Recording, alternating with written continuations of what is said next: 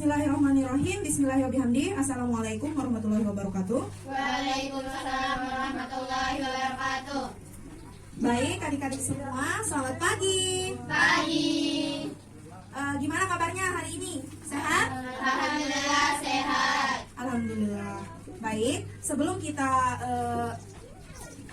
belajar pada pagi hari ini, sebelum itu marilah kita sama-sama buka dengan kita sama-sama berdoa. Silakan untuk ketua kelasnya pimpin teman-temannya untuk berdoa.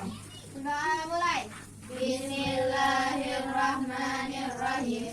Allahumma inna nas'aluka bika an tusalliya wa tusallima ala sayyidina Muhammadin wa ala sayyidil anbiya'i wal mursalin wa ala alihim wa sahbihim ajma'in wa an tu'ammirana dotal watani wa nadotal banati bi furu'ina ila yaumiddin wa an tansurana wa tabtaha alaina wa tarzuqana wa tahfazana wa taghfir lana wa li jami'il muslimin ya Allah ya Hayyu ya Qayyum la ilaha illa anta. Baik, selanjutnya sebelum kita mulai pembelajaran kita, terlebih dahulu silakan untuk adik-adik semua keluarkan alat tulisnya sekiranya nanti perlu dan dibutuhkan adik-adik untuk menulis. Sebelum itu kita absen dulu ya. Oke. Kita mulai dari yang pertama, Sasmita Sari, Hadir. Ira Maya Sofa, Hadir. Rina Aulia, Hadir. Indah Irmayani, Hadir. Malida Daluh Rarawulan. Hadir. Hadir semua ya, nggak ada yang alpa. Baik, oke, kita langsung saja. Di sini pada kesempatan kali ini kita akan membahas kembali terkait dengan konsep ilmu ekonomi atau konsep dasar ilmu ekonomi. Nah, sebelum itu kemarin kita di pertemuan sebelumnya kita pernah membahas, siapa yang ingat kemarin kita membahas soal apa di konsep dasar ilmu ekonomi itu? Silakan. Siapa yang masih ingat? Kita membahas mengenai pengertian ilmu ekonomi. Ya, sebelum itu kemarin ada dua para ahli yang kita sempat bahas. Siapa saja yang menurut pendapat para ahli ada dua di kemarin. Siapa yang ingat? Angkat tangan. Ya, silakan Maya. Adam Smith sama Aristoteles. Ya, benar, ada Adam Smith dan juga Aristoteles. Nah, kemudian satu lagi. Kemarin kita bahas mengenai pengertian ilmu ekonomi ya. Ya. Apa pengertian umum dari ilmu ekonomi itu? Siapa yang masih ingat? Coba.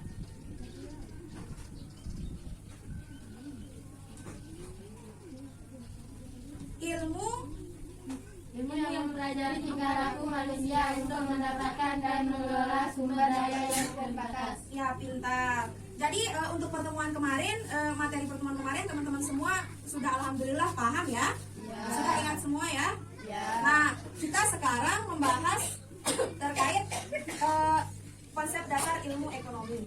Nah, pasti teman-teman menanyakan atau bertanya-tanya di dalam pikirannya, Pak, kenapa sih kita harus mempelajari ilmu ekonomi itu? Pasti ada yang penasaran? Nah, ilmu ekonomi, kenapa kita harus mempelajari ilmu ekonomi itu? Karena ilmu ekonomi ini yaitu ilmu yang dekat dengan kehidupan kita sehari-hari. Ya, tentunya juga karena adanya sebuah masalah. Nah, kenapa harus mempelajari ilmu ekonomi? Yang pertama itu karena ilmu ekonomi itu dekat dengan kehidupan kita sehari-hari. Kemudian karena adanya masalah. Tentu di setiap ilmu itu muncul, ilmu itu lahir, tentu didasari dengan sebuah masalah. Misalkan, kenapa ada lampu? Misalkan, kenapa ada lampu?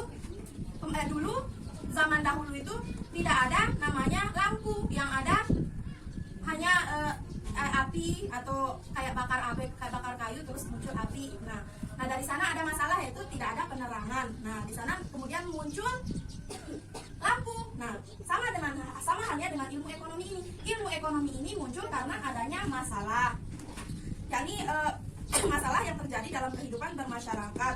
Kemudian, nah, apa sih masalah yang muncul dalam kehidupan masyarakat itu dari dulu sampai sekarang? Sekarang akan kita bahas. Di sini, next, kita mulai dari kata kelangkaan. Ada yang tahu apa itu kelangkaan? Tidak bisa ditemui. Jarang ada. Apa juga? Terbatas. Nah, oke, kurang lebihnya pada kelangkaan ini kita akan membahas dua soal umum. Nah, yang pertama itu di kelangkaan ini ya, kebutuhan yang pertama itu kebutuhan manusia yang tidak terbatas. Nah, kebutuhan manusia yang tidak terbatas. Kemudian yang kedua itu alat pemuas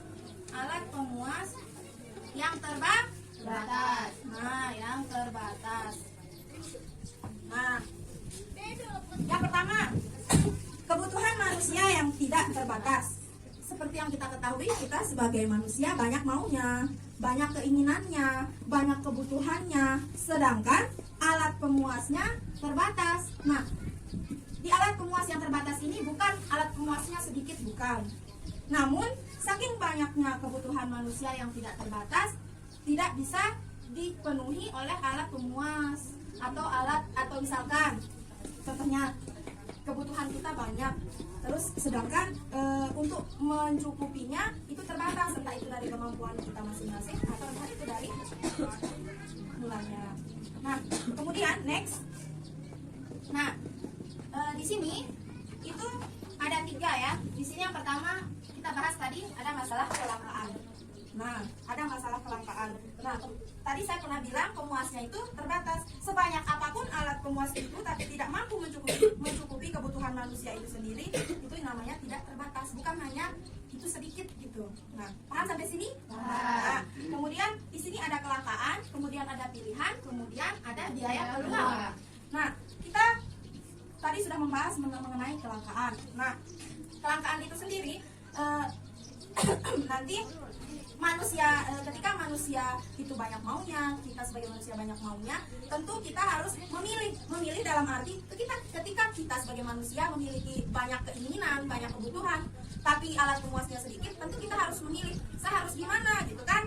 Apakah saya harus mengurangi kebutuhan saya atau gimana gitu? Kita sebagai manusia harus memilih yang bagaimana.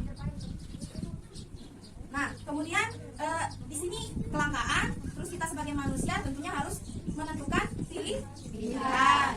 Nah, pilihan yang seperti apa gitu. Nah, kemudian setelah kita melakukan pilihan, untuk menentukan pilihan sebagai manusia, lebihnya kita sebagai pelaku ekonomi, kita manusia ini adalah pelaku ekonomi. Nanti itu manusia ini harus menentukan pilihannya dalam kehidupannya, mau seperti apanya. Kemudian pilihan manusia itu nanti akan melahirkan yang namanya skala prioritas. Apa itu skala prioritas? Ada yang tahu? Ada yang tahu skala prioritas itu apa? Coba angkat tangannya, Rina. Ya, silakan. Daftar kehidupan manusia yang penting maupun yang tidak penting. Nah, daftar kebutuhan manusia mana yang penting dan mana yang tidak penting. Nah, pernah tidak mendengar kata kita sebaiknya mendahulukan mana yang kita butuhkan daripada yang kita inginkan. Nah, itu maksudnya skala prioritas, daftar kebutuhan manusia mana yang penting dan mana yang tidak penting. Nah, setelah manusia itu melakukan pilihan, tentu akan memunculkan atau kepada biaya peluang. Ketika kita melakukan pilihan, nantinya tentunya akan merujuk kepada yang namanya biaya peluang. Nah, ini nanti akan kita bahas lebih rincinya lagi pada pembelajaran yang berikutnya. Nanti kita lebih detailkan ya. Nah, selanjutnya tadi ada kebutuhan manusia yang tidak terbatas, yang banyak gitu. Nah, di sini itu yang akan kita bahas. Next. Nah, seperti apa sih kebutuhan manusia yang tidak terbatas itu? Nah, secara teori adik-adik semua, ini ada beberapa jenis-jenis kebutuhan manusia yang sifatnya itu tidak terbatas. Nah, di sini kita tulis dulu ya. Yang pertama itu ada berdasarkan intensitas. Ada sifat. Ada waktu pemenuhan. kebutuhan, ada subjek, kemudian ada sumber. Nah, itu jenis-jenis kebutuhan. Yang pertama itu jenis-jenis kebutuhan dilihat dari intensitasnya. Ada yang tahu apa itu intensitas? Masih baru dengar? Nah, jenis-jenis kebutuhan menurut intensitasnya. Intensitas itu maksudnya keadaannya. Menurut jenis-jenis kebutuhan itu menurut keadaannya, atau menurut tingkatannya, atau menurut ukurannya. Nah, jenis-jenis kebutuhan manusia yang tidak terbatas ini menurut jenis intensitasnya atau tingkat kebutuhannya itu seperti keadaannya itu seperti apa. Yang pertama itu ada namanya primer, dua sekunder, dan yang ketiga tersier. Nah, kebutuhan primer ini, kebutuhan manusia menurut intensitasnya ini ada primer ini seperti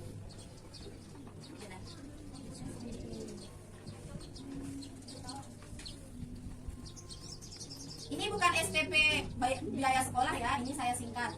SPP itu sandang, P-nya pangan, P-nya lagi papan. Nah, kebutuhan primer ini maksudnya kebutuhan yang paling utama, yang kita butuhkan paling utama. Sandang berarti pakaian, pangan berarti makanan, papan berarti rumah. Nah, sandang, pangan, papan atau pakaian, makanan, dan rumah ini merupakan kebutuhan manusia yang primer atau yang paling utama, yang paling penting atau yang wajib kita punya. Kan teman-teman ini punya kan? Yang primer ini semua punya kan? Ya. Alhamdulillah. Ya. Kemudian yang selanjutnya itu ada sekunder. Nah, sekunder ini seperti perabotan TV. Nah, contohnya kayak TV, terus kayak apa juga? Kayak kursi, kayak magicom gitu. Nah, yang sekunder ini maksudnya itu tidak perlu, tapi kalaupun tidak ada juga masih kita bisa sederhana gitu. Misalkan nggak punya TV, nggak apa-apa gitu kan. Ada orang yang nggak punya TV tapi nggak apa-apa, yang penting udah punya pakaian, makanan, dan juga tempat tinggal. Nah, kemudian yang selanjutnya ada apa namanya, ada kursi, sofa. Nah, itu kalaupun nggak punya nggak apa-apa. Nah, itu namanya kebutuhan sekunder. Pasti teman-teman semuanya punya TV kan?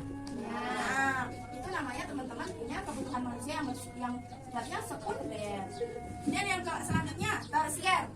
Yang tersier ini yaitu kayak mobil, apa juga?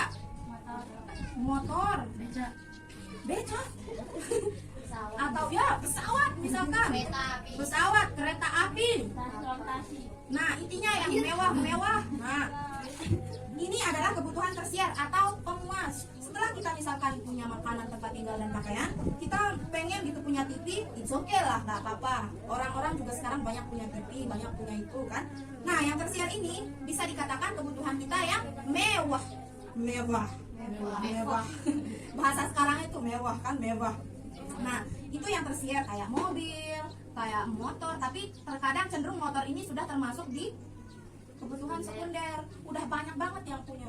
Nah, kecuali mobil, pesawat, kereta api, kapal selam, kan jarang yang punya kan. Paling sultan-sultan aja kan. Nah, sampai sini udah paham ya? Ya. Oke, baik. Kemudian selanjutnya jenis-jenis kebutuhan berdasarkan sifat. Nah, jenis-jenis kebutuhan berdasarkan sifat itu ada, yang pertama ada jasmani. Yang kedua ada rohani. Yang pertama jasmani itu sifatnya badannya atau yang dibutuhkan oleh badan kita. Nah, kemudian yang rohani ini yang dibutuhkan oleh jiwa kita. Yang ini jasmani badan, yang rohani jiwa. Contohnya apakah yang jasmani? Nah, contohnya yang jasmani ini misalkan makanan. Untuk badan kita, untuk tetap segar, kita butuh makanan. Terus badan kita supaya tertutup aurat kita butuh pakaian biar tidak kedinginan kan. Nah, itu namanya kebutuhan jasmani. Kemudian yang rohani ini, yang untuk jiwa kita itu seperti misalkan pergi relaksasi, pergi rekreasi, pergi ke pantai, pergi berenang, itu kebutuhan jiwa kita biar kita tenang, biar kita senang kan. Sampai sini paham? Paham. Bagus. Kemudian yang ketiga, waktu pemenuhan. Waktu pemenuhan ini ada yang sekarang dan ada yang akan datang. Nah, contohnya apa Kak yang kebutuhan menurut waktu pemenuhannya sekarang? Contohnya obat. Misalkan ya, kita sakit, semoga tetap sehat. Misalkan kita dalam keadaan sakit, kita nggak bisa kan, kalau kita sakit pasti butuh obat. Nah, itu namanya kebutuhan yang harus dipenuhi sekarang. Nah, ini contohnya obat. Kemudian kebutuhan yang akan datang, misalnya, wah nanti setelah SMP, setelah SMA saya mau kuliah, berarti saya harus nabung. Nah, itu contohnya menabung. Itu kebutuhan yang akan datang. Nah, ngerti kan? Ngerti. Bagus. Kemudian yang selanjutnya ada subjek. Yang pertama individu. Yang kedua kelompok. Nah, kebutuhan individu ini maksudnya kebutuhan diri kita sendiri secara perorangan. Misalkan kebutuhan Maya belum tentu kebutuhannya Rina. Nah, kebutuhan kita pribadi. Misalkan Rina nggak butuh apa ya? Nggak butuh jilbab misalkan. Tapi kita sebagai muslim harus berjilbab ya. Misalkan ini sebagai contoh saja ya. Misalkan Maya butuhnya jilbab, tapi belum tentu Rina butuh banget jilbab kan? Nah, misalkan Rina sering kuncir rambut, sering nggak pakai jilbab. Nah, itu maksudnya kebutuhan kita masing-masing. Nah, kebutuhan kelompok itu seperti masjid, jalan raya. Nah, itu kan kebutuhan kita banyak. Kayak Maya, Rina, Indah, Ita, dan Dalu pasti membutuhkan masjid kan? Dan untuk orang-orang banyak. Nah, itu saja untuk yang subjek. Sampai sini paham? Mungkin ada yang ditanyakan? Ada yang paham? Atau ada yang ditanyakan maksudnya? Ya silakan Dalu. Apakah kebutuhan kelompok itu sama dengan kebutuhan publik? Nah, apakah kebutuhan kelompok itu sama dengan kebutuhan publik? Nah, di sini adik-adik harus hati-hati. Misalkan nanti kalau misalkan ada soal di sekolahnya yang menanyakan apakah kebutuhan kelompok itu sama dengan kebutuhan publik, beda ya, beda. Yang membedakan di sini kebutuhan publik dan juga kelompok. Terkadang untuk kebutuhan publik itu sifatnya benda, misalkan kayak benda kebutuhan publik.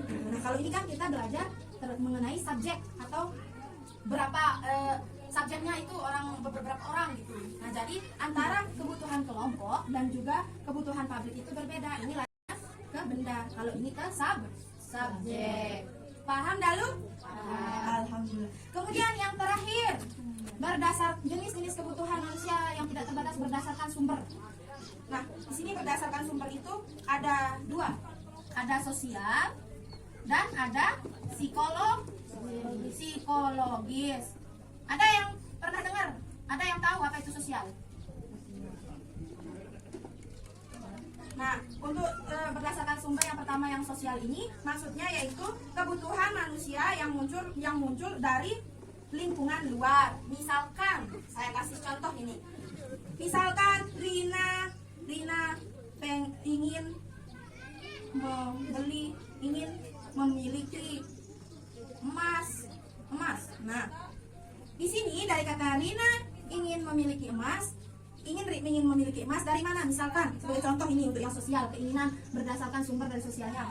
Misalkan Maya punya emas nih, punya cincin, punya gelang, terus Rina Mama pengen beli emas kayak Maya gitu kan. Nah, itu kebutuhan kita atau keinginan kita itu muncul ketika kita melihat teman kita atau tetangga kita yang memiliki, lalu kita ingin memiliki juga. Nah, itu maksudnya kebutuhan berdasarkan sumbernya yakni sosial.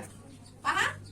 Kemudian yang kedua yaitu psikologis. Nah, psikologis ini maksudnya berasal dari diri psikologis kita, berasal dari diri kita sendiri. Misalkan contohnya kasih sayang.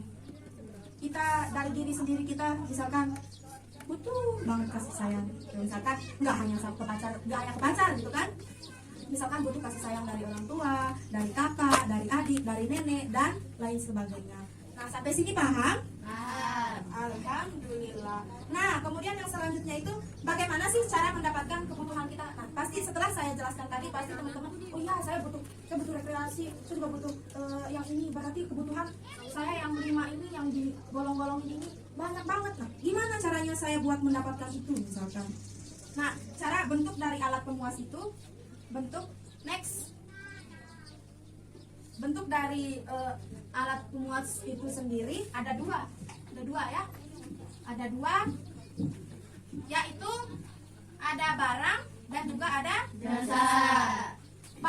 Barang itu tentu teman-teman ketahui barang itu seperti apa. Nah, barang ini yang kelihatan, yang kelihatan jelas, kelihatan real. Misalkan saya menulis bentuk pemuas gitu. Saya misalkan membutuhkan pakaian. Nah, itu barang kan? Barang pakaian itu kan? Nah, itu termasuk dia kelihatan, tidak kasat mata, jelas, tidak gaib kan? Nah, itu maksudnya. Kemudian yang jasa, misalkan rambut saya panjang dan saya ingin terlihat cantik, maka saya harus pergi ke tukang cukur. Nah, itu bentuk dari alat pemuas yang jasa. Yang abstrak, yang apa namanya? Yang real ada tapi tidak langsung kelihatan gitu. Ngerti? Iya. Baik. Untuk yang selanjutnya terkait dengan pemuas kebutuhan mungkin kita bisa bahas minggu besoknya ya, minggu pertemuan besoknya. Baik, sampai sini ada yang ditanyakan, ada yang belum paham kira-kira? Paham semua ya? Nah, sebelum kita menutup pertemuan kita, pembelajaran kita pada pagi hari ini, sebelum itu saya mau kasih tugas sama adik-adik. Tugasnya yaitu tugas adik-adik yang pertama menuliskan kebutuhan adik-adik berdasarkan jenis-jenis kebutuhan yang tadi saya jelasin ya. Misalkan kan kebutuhannya beda-beda, itu bisa dituliskan. Besok saya periksa ya. Oke, baik. Kalau tidak ada pertanyaan, tugasnya udah dikasih. Marilah kita sama-sama. Oh, sebelum itu saya mau kasih motivasi nih buat adik-adik. Nah, sebelum itu saya mau kasih motivasi. Motivasinya itu gini. Kita kan manusia.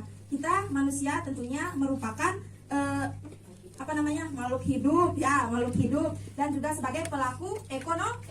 Nah, pelaku ekonomi. Tadi saya sudah jelaskan kita harus pandai-pandai memilih apa yang kita butuhkan, daripada apa yang kita perlu butuhkan. Jadi di sini adik-adik, kita sebagai manusia yang pintar, sebagai pelaku ekonomi yang pintar, tentu harus memilih dengan sebaik-baiknya apa yang harus menjadi pilihan kita yang lebih baik, dan juga itu juga nanti bisa membuat kita menjadi seorang yang disiplin atau orang yang hemat. Contohnya kayak misalkan kita udah punya baju nih, tapi pengen banget beli baju yang lain. Nah, itu termasuk kita harus pandai-pandai menghemat gitu. Itu bisa maksudnya larinya ke gimana kita harus pandai-pandai sebagai pelaku ekonomi. Baik, sampai sini saja pertemuan kita pada pagi hari ini. Kurang lebihnya saya mohon maaf, mohon dimaklumi. Marilah kita tutup acara pembelajaran kita pada pagi hari ini. Untuk lebih barokahnya, marilah kita sama-sama melafazkan hamdalah.